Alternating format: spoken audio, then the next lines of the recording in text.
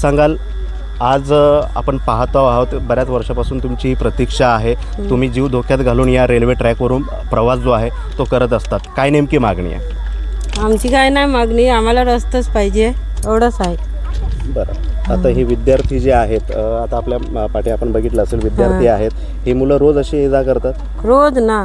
बरं, आता काय नेमकी मागणी? ते जात असा उन्हाळ समजावा, उन्हाळचे एक ठीक आहे, पण पावसाला आल्यावर किती हालत होते आमची लोकांची, ते बघायचं जे ना. पावसाला वारा पाणी आला का आमचं लोक शेतऱ्या काय मोडतं, काय काय करते. आता या रस्त्याने यायचं म्हणजे धोक्याचंच काम आहे ना.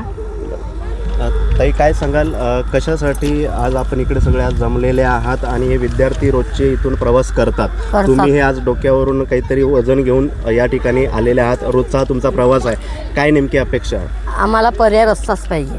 पर्यायी रस्ता? हा, पर्याय रस्ता. आमची मुलं कशी शाळा शिकतील, आमची जॉबला कशी जातील, आम्हाला राशन पाणी सगळं डोईवरच आणायला लागते. डोईवर नाही आणि आमची उपाशी राहायची पाले. आम्हाला सपाला आणि विराटशी आम्हाला पर्याय नाही मिळत, दुसरे पर्याय नाही मिळत ना. वारा पाणी असलं का आमच्या शेतऱ्या अशा उलट्या काय बोलतात, पालट्या काय बोलतात, त्यामुळे जीव धोक्यात घालून जायला लागते. का आम्हाला बाजूची माणसं विचारतील, काय रे तुम्ही एवढे विहिरीचं कशा येतात? आम्ही सांगायचो आमच्या डोक्यावर टोपला आणि पाठवणी देव तारी त्याला कोण मारी. आणि देव तारी त्याला कोण मारी. आता जीव आम्ही धोक्यात घालून जातो.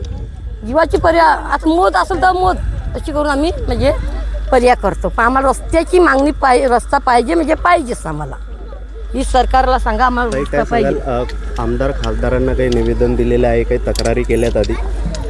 आमची हे बघा जिंदगी सर्व गेली, सर्व लोकांची जिंदगी इडी पिढीची गेली, पण आमची पुढची पिढी येईल ना, त्यांची तरी सुखात जावो हीच आमची अपेक्षा आहे. आम्हाला मागणी आम्ही करतो. आम्हाला रस्ता पाहिजेत म्हणजे पाहिजेतच.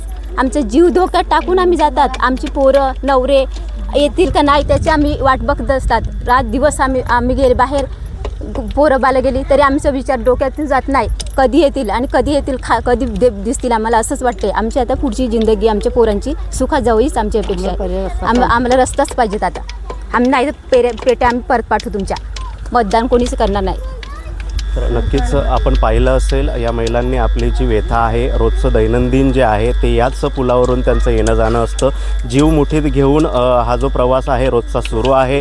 घरी आपल्या पाल्याची किंवा नवऱ्याची किंवा जो कोणी आप्तेष्ट असेल त्याची ती वाट पाहत असतात की तो घरी सुखरूप परतणार आहे किंवा नाही. अशा पद्धतीचा हा रोजचा जीवघेणा प्रवास जो आहे, सरकार दरबारी याबद्दल थोडी तरी दखल त्यांनी घ्यावी अशी मागणी या महिलांनी यावेळी सध्या केलेली आहे.